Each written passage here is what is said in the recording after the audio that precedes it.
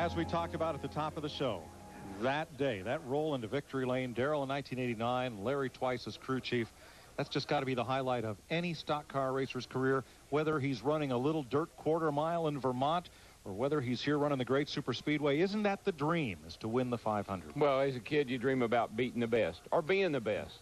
You got to do both here.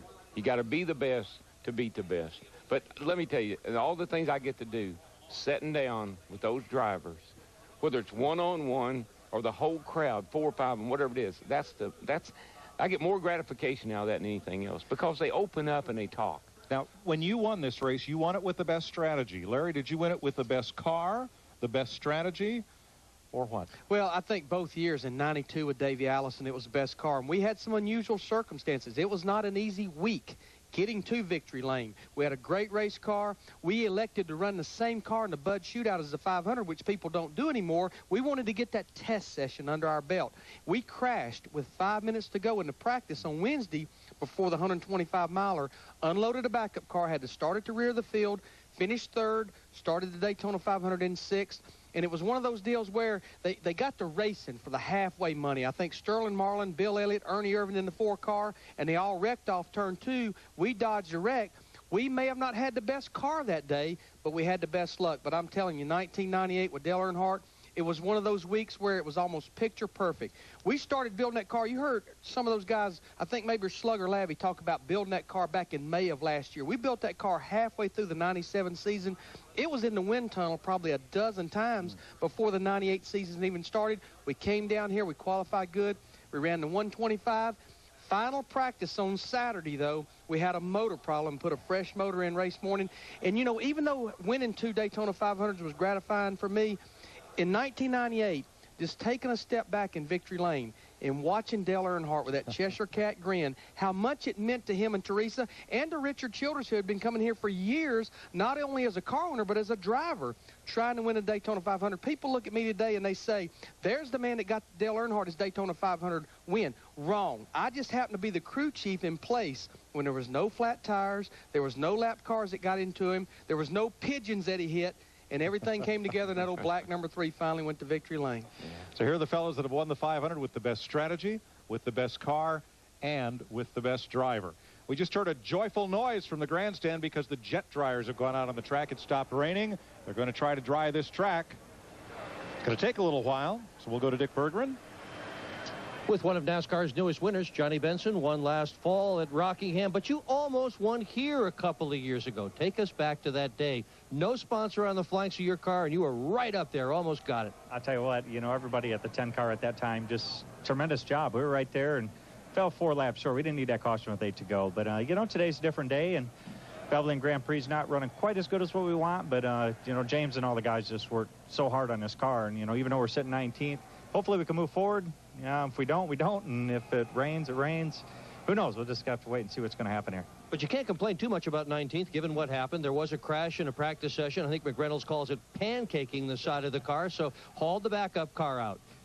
Yeah, well, I just say I can't really say what James always says. Usually we start this race and we run over to the end care just because we've always had some bad luck here. We've always ran good, just always had some bad luck. And finished 10th here last year. We're sitting 19th now, and we'll just have to wait and see. Your day will come, I guarantee it. Let's go to Chris.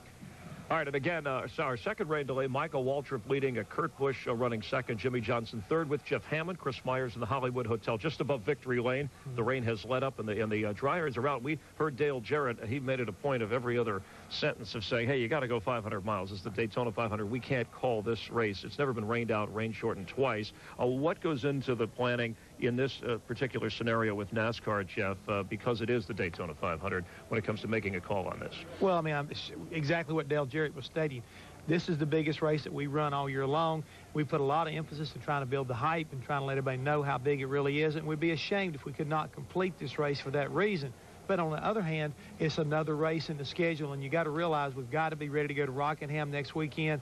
Completing the race would be a dream come true. But sometimes the only thing you can't control about a racetrack is Mother Nature, and sometimes you have to sometimes yield to her. And the dryers are out on the track. In that conversation a moment ago with Darrell Waltrip, he talked with Kurt Busch, Dale Earnhardt Jr., Rusty Wallace, and Jeff Gordon. We had some interesting comments from them. Let's go to Steve Burns. He's standing by with another driver. Go ahead, Steve. And Kyle Petty's standing by to do another interview. Chris will be with you in just a second as all the drivers. Wait, I've got word. This just in. Dick Berggren has Dale Earnhardt Jr. We do indeed. So dryers are back out. What do you think? Can you make up another lap and go get them? I can. My car's really fast.